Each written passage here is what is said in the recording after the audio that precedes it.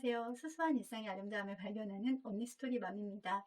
요즘에는 입학 시즌이라서 아이하고 교복도 마치고 또 교복 단도 줄이고 또 안경도 이제 쓴다고 해서 고등학교 가면 쓴다고 했거든요. 그래서 이제 시력 검사도 하고 다니느라 좀 정신이 없더라고요. 사춘기 이제 둘째 아이는 사춘기가 이제 많이 커지는 그런 시기인데요. 저는 생각보다는 좀 아이하고 잘 지내고 있고, 그리고 작년에가 오히려 막 시작될 때, 그때가 안 하던 그런 표정, 그리고 말투가 좀 틱틱하는 말투, 그런 것들이 좀 마음에 걸리고, 또 짜증이 좀 많이 들어서, 아, 그걸 어디까지 내가 받아줘야 되지? 근데 저는 약간, 조금 막 제가 이제 기분이 안 좋고 이럴 때 막 분출하기보다는 조금 이제 인내하고 참고 이게 조금 더 익숙해요. 그래서 아이하고 관계가 틀어지지는 않지만 제가 힘든 거예요. 그리고 그거를 말을 해서 이제 풀고 싶기도 한데 또 엄마는 말이 길어지다 보면 아이들은 또 듣기가 싫기도 하고 그래서 거기에 대한 지혜를 구하던 중에 또 굉장히 지혜로우신 어떤 분과 잠깐 이야기를 나누다가 그분도 이제 사춘기 새아이를 기르고 나서 깨달은 것들 얘기해 주셨거든요. 어떤 태도나 말투, 눈빛 같은 거 무시하는 듯하게 아빠들은 느낄 수가 있는데 그런 것들에 대해서 지적하기 시작하면 한도 끝도 없고 아이하고 관계가 굉장히 틀어진다고 하더라고요. 그리고 그 시기가 이제 그때 정말 심할 때 1, 2년 그 정도만 그 나타나는 것이기 때문에 어느 정도는 웬만한 거는 그냥 넘기고 진짜 아닌 거에 대해서만 정말 가르쳐야 되는 것에 대해서만 또 이야기를 하고 훈육을 해야 된다라는 얘기를 해주셨어요. 그리고 아들에게는 가서 아빠는 이런 부분이 있을 때 네가 이런 태도를 볼 때 기분이 굉장히 상하시는 것 같아. 그러니까 너가 물론 나쁜 의도로 한 건 아니더라도 아빠는 이런 거 또 물었을 때 네가 갑자기 뭐 이렇게 말을 자른다거나 이런 말들을 아빠는 굉장히 본인을 무시한다고 느끼셔. 그러니까 그렇게 하지 말아야 된다는 그런 이야기를 해줬어요. 그러니까 아이도 또 엄마가 중간에서 이제 그런 얘기를 해주니까 아 알겠다고 하고 제가 그러니까 이 이상으로 넘어갔을 때 이제 서로 이렇게 막 싸우게 되고 그렇잖아요. 말다툼 같은 것도 일어나게 되고 그래서 그 수위를 잘 조절하는 것들이 되게 필요하다는 생각이 많이 들고요. 그리고 남편하고도 이야기를 하면서 남편도 좀 또 많이 노력을 하고 그리고 아이하고도 더 관계가 좀 부드럽고 편해지고 또 서로 뭔가 많이 적응이 됐다고 할까요? 그래서 지금은 거의 그런 게 없는 것 같아요. 굉장히 잘 지내고 있고요. 그리고 오늘 같은 경우는 이제 아이하고 안과를 갔다가 좀 너무 길어진 거예요, 시간이. 그래서 제가 이제 전화하면서 아이를 좀 데려다 줘야 되는 상황이었거든요. 그래서 엄마가 뭐 15분까지 갈 수 있을 것 같으니까 너가 그때 뭐 지하 주차장으로 내려와 이렇게 얘기를 했어요. 근데 어떻게 내비가 잘 해줘가지고 일찍 도착한 거예요. 근데 이제 시간이 한 5분 정도 일찍 도착했는데 그래서 이제 엄마가 왔다는 거를 어쨌든 알려주려고 해서 전화를 했죠. 근데 아이가 좀 투명스럽게 봤더라고요. 엄마가 15분까지 만나기로 약속을 했는데 자기는 15분에 맞춰서 나오겠다는 거예요. 그래서 그래가지고 제가 아이 뭐 5분 기다리지 뭐라고 생각을 했어요. 근데 이제 끊고 나서 생각해 보니까 엄마는 본인을 도와주는 사람이잖아요, 지금. 그리고 그 시간이라는 게 오는 시간 어떻게 정확하게 예측을 못 하잖아요. 엄마가 와 있는 걸 알면 조금 일찍 내려오면 되는 거잖아요. 근데 이때 그 생각이 들더라고요. 이거를 내가 말을 해가지고, 어쨌든 아이하고 했을 때 그 결과가 어떨까. 그럼 아이는 이제 엄마가 그렇게 말을 했잖아요. 뭐 이러면서, 또 막 자기 나름대로 뭐 짜증이 날 테고 툴툴거리는 그런 말투였거든요. 그래서 생각을 하면서 아유 그냥 5분 기다리는 게 뭐가 대순가. 그리고 아이가 어쨌든 공부하러 지금 가는 것이고 나도 그때 딴 거 하면서 뭐 책도 읽을 수 있고 뭐 생각할 수 있고 그러면서 기다리자라고 하는데 때마침 또 기름 양이 굉장히 적은 거예요. 그래서 갑자기 9였다가 7이었다가 5가 되면서 아이가 내려왔을 때 아이가 이제 한 15분이 아니라 17분에 내려왔어요. 그래서 이제 아이가 들어오면서 엄마 왜 이렇게 일찍 왔어? 막 그렇게 얘기하더라고요. 그래서 이게 약간 이게 뭐지? 거기에 이제 걸려들면 안 되는 거예요. 그래서 제가 그때 엄마 그래서 기다렸잖아. 그렇게 얘기하면서 어, 엄마가 전화한 거는 여기 기름 한번 보라. 그랬더니 아이가 이제 보고 야 지금 이제 3밖에 안 남았어. 너 데려다 주다가 이거 차가 멈추면은 우리 아들이 거기서 걸어가려면 얼마나 힘들겠어. 그러면서 그래서 전화한 거지. 그렇게 얘기를 했죠. 그러니까 아이도 딱 보니까 맞잖아요. 기름도 적고. 그리고 제가 이제 거기에 대해서 뭐라고 안 하고 그냥 그 상황만 쭉 얘기를 해줬죠. 그러니까 아이가 그냥 끄떡끄떡 하더라고요. 그리고 약간 불평불만이 쏙 들어가면서 어떻게 이렇게 계속 기분 좋게 이제 가면서 기름도 점점 떨어져가고. 근데 사실은 그게 여분이 되게 있거든요. 그래서 이제 데려다 주면서 그냥 그 상황을 좀 잘 넘기게 된 것 같아요. 그러니까 아이도 엄마한테 나중에는 좀 고마운 마음이 들었나 봐요. 그러면서 중간에는 한번 그랬어요. 엄마 그럼 기름을 좀 넣고 오지 이러는 거예요. 그래서 그러면은 아마 15분 20분 정도 걸리니까 너랑 약속한 시간에 엄마가 10분 이상 늦을 것 같았어. 그러면 우리 아들이 기다려야 되잖아. 그렇게 얘기를 했죠. 그러니까 아이도 근데 할 말이 없는 거예요. 할 말이 없고 그리고 약간 엄마에 대한 고마운 마음을 가지면서 기분 좋게 너무 공손하게 인사를 하고 내리더라고요.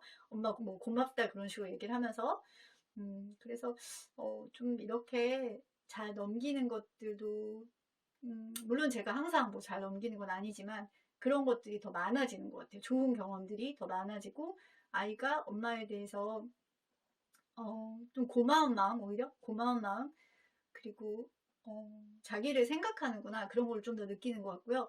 그리고 제가 또 생각하는 거는 제가 사춘기 아이들 대하면서 예전부터 많이 생각했던 것이 아이가 나한테 선물로 왔다라는 생각을 많이 했거든요.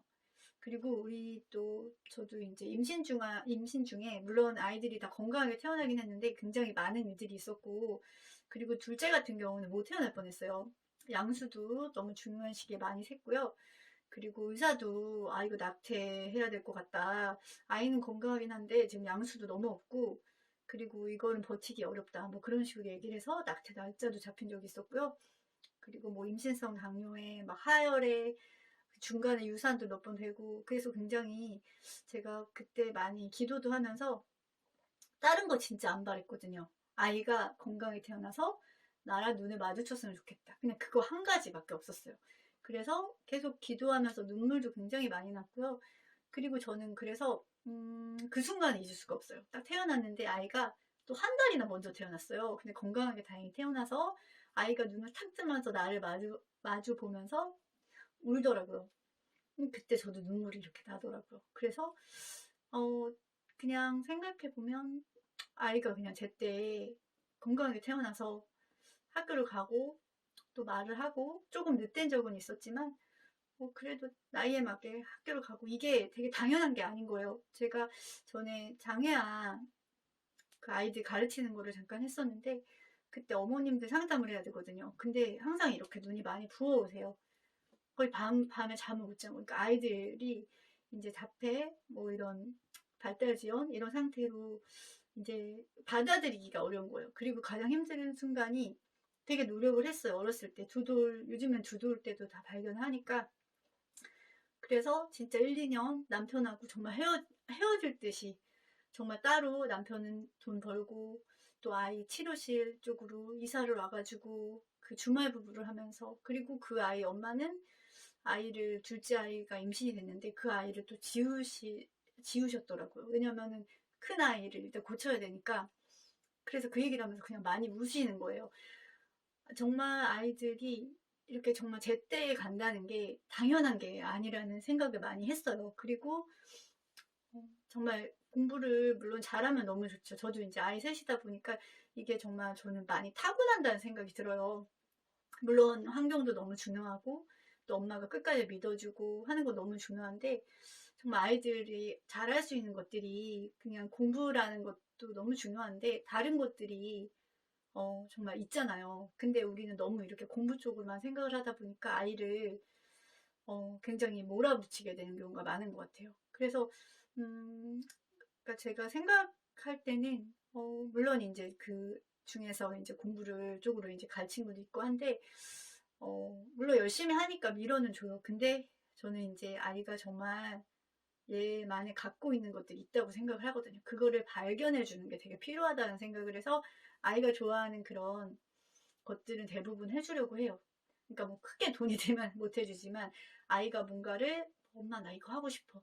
나 이거 배워볼래 하면은 저는 이게 진짜 뭐 큰 돈은 정말 안 되고요. 그런 게 아니라면 그거 그냥 무시하지 않고 하나하나 다 할 수 있게 해주고 내가 조금 힘들더라도 데려다 주고 뭐 그런 것도 하고요. 그리고 중간에 만약에 되게 막 했는데 아니다 하고 금방 포기하게 되더라도 그냥 뭐라고 하진 않았던 것 같아요. 왜냐면 아이가 지금 막 이것저것 경험하면서 찾아가는 거, 내가 진짜 좋아하는 거를 찾는 게 되게 중요하기 때문에. 그리고 또 아이하고 대화할 때, 또 사춘기 아이하고 대화할 때는 진짜로 아이가 관심 있는 거에 맞추는 게 굉장히 필요하더라고요. 저는 사실 게임에 별로 관심은 없어요. 근데 아이들은 이제 요즘 친구들은 거의 다 게임에 관심이 많잖아요. 그래서 아이 이야기를 이제 그냥 듣는 거예요. 그래서 많이 못 알아듣지만 듣고 그리고 뭐 궁금한 거 물어보고 그럼 아이가 막 신나서 설명을 하거든요.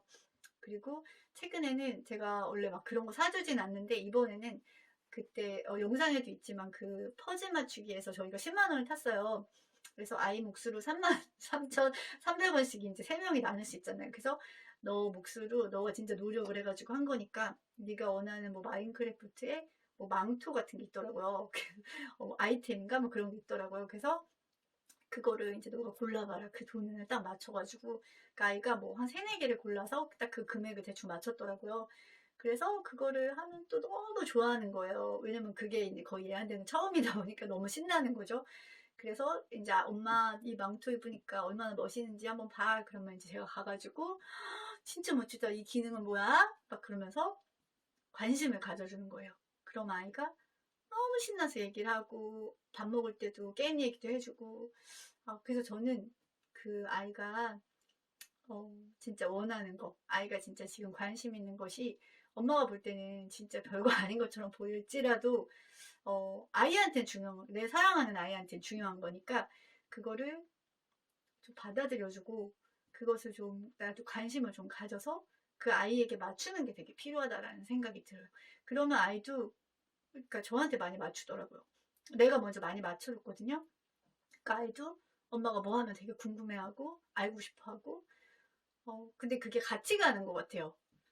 그래서 저는 그런 것들을 좀 요즘에는 생각을 하고 있어요. 그리고 우리들, 물론 아까는 제가 저의 아이 얘기를 했지만, 뱃속에 있을 때 정말 우리가 바랬던 거 있잖아요. 이 아이가 진짜 건강하게만 태어나라. 그리고 정말 행복했으면 좋겠다.